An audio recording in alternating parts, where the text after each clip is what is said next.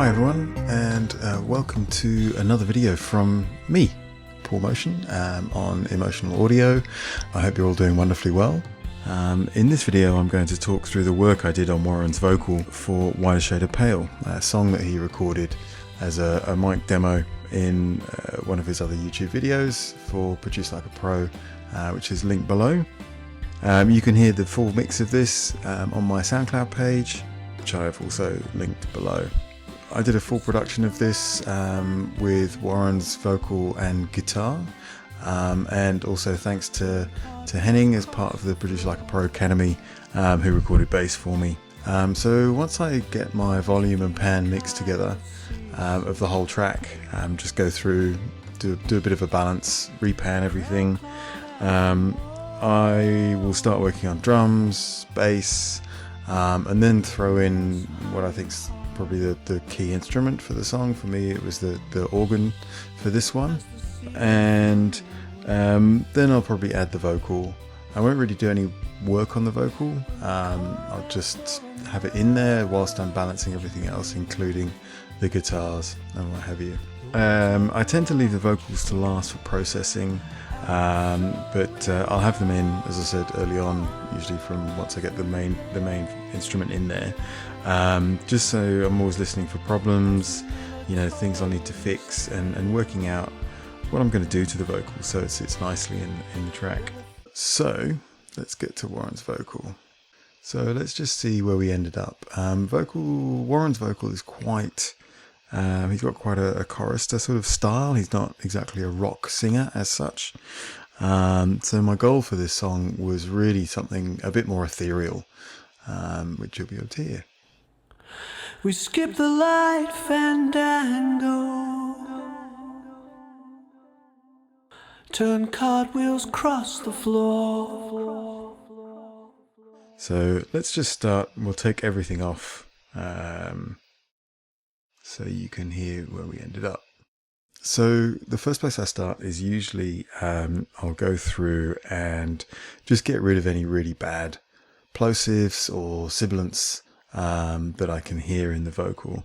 So as you can see here, made a few cuts, and then the way I do it is usually I'll just cut in front of the offending bit, and then just do a fade into the actual song, into the actual word. Why I do that, you still manage to keep some of the attack of the word, but it just gets rid of the really unpleasant plosive or sibilants. Because otherwise it just becomes a bit too soft, and you end up with this sort of really soft, lispy attack, which is pretty unpleasant. Cool. So Warren's particular vocal for this song, there was some weird warbly kind of modulation going on here and there. I'll play you a little bit so you can hear. And so it was the lady. So as you can hear in there,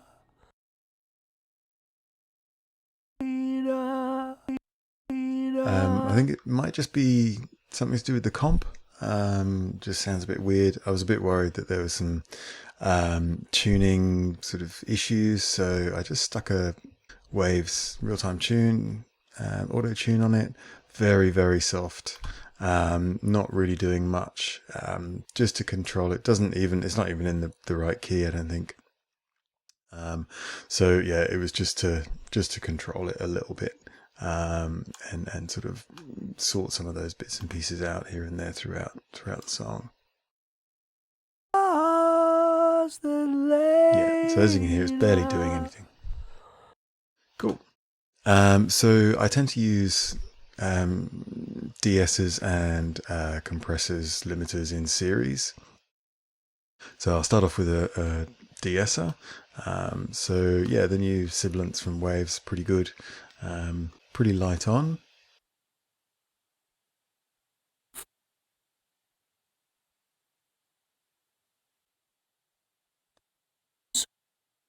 Really light. I think I personally prefer to do little bits of and more of them, rather than just go heavy-handed in straight away. Then I really like the Pretech from Waves, which is the Pultec EQP1A emulation. and the sort of creating that nice bell using the boost and attenuation, so around 100, boosting but also cutting as well, just to create a nice curve, and the same on the top end at about 8k. So let's see what it sounds without. The crowd called out for more. And then put it in. The crowd called out for more. The crowd called out for more. So just picking up that top end nicely. It's just a bit sweeter, which is good, and you get the character of the Pultec EQ as well. I'll then de-est again. So as I said, in series, just because then I can boost and cut as I need to, without sort of being too overly heavy-handed. The crowd called out for more. The crowd called out. Super light. So yeah, just catching a couple of little bits and pieces here and there. And then going into an LA2A emulation from T-Rex. So this is my main compression. The crowd called out for more. The crowd called out for more. So quite heavy. The room was humming harder as the ceiling flew away. The crowd called out for more. And then put it in. The crowd called out for more. So you can see how it picks up nicely at the end of that The phrase. room was humming harder as the ceiling flew away. And then we get into the good old Marg EQ with the famous airband. This is a great piece of kit. The crowd called out for more. The crowd called out for more. So because I've done that de-essing, I'm able to boost the airband around the 10k a lot more than I would normally. And then cutting about at the 650, that sort of nasal honk out of there. And obviously we don't need any of that sub, and pulling out a lot of the 40 hertz there. Just giving it a little bit of 2.5k just to give it a bit more nose and help it cut through. And so it was.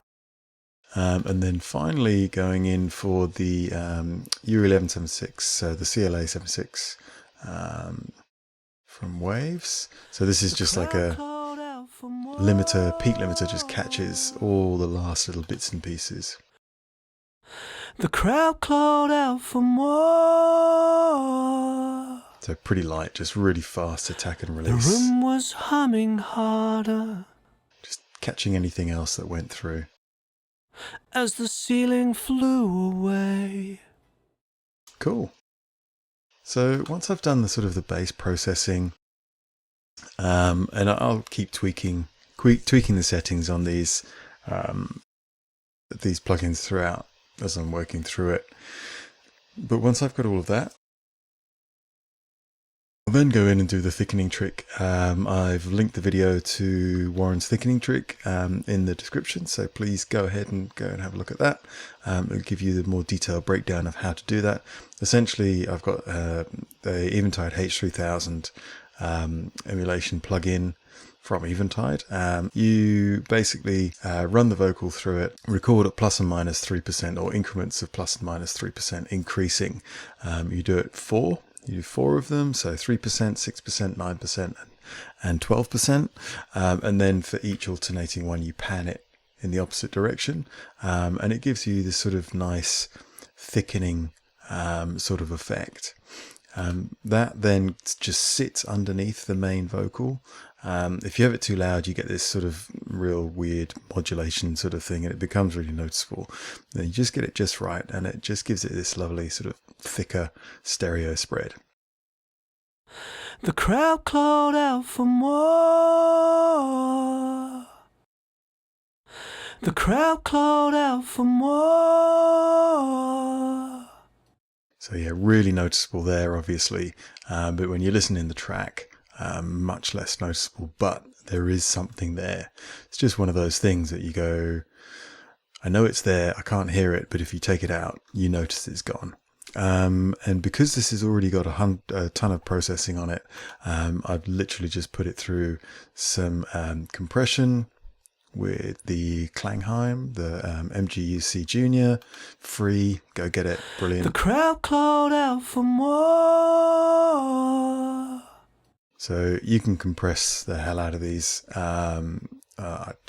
super controlled, because they're so low and they're just adding a flavor to it. You don't, I just go quite hardcore with these. Same with the EQ, just a bit of boost of 200 just to give it some really lovely body down at the bottom there. The crowd called out for more. Excellent. And then we get into the vocal effects. The first one is Supermassive. So this, when I worked on this song, this had just come out.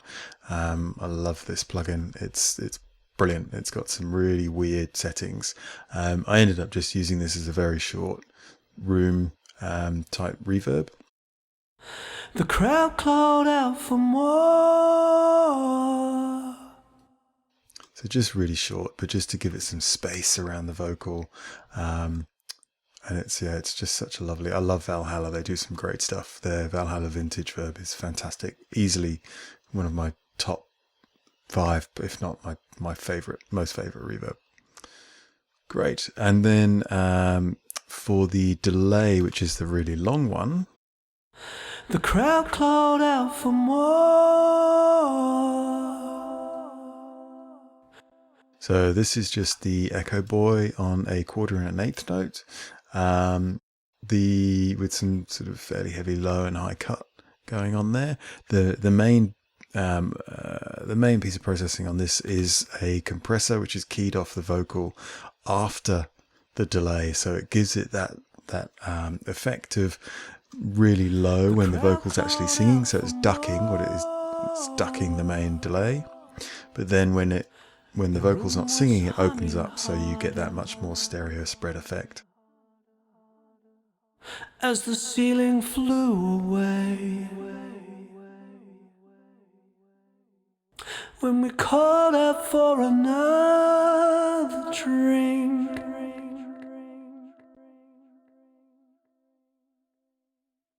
this all achieves the goal that I was going for, which was that ethereal, quite sort of floaty vocal. Let's have a listen in the track, shall we?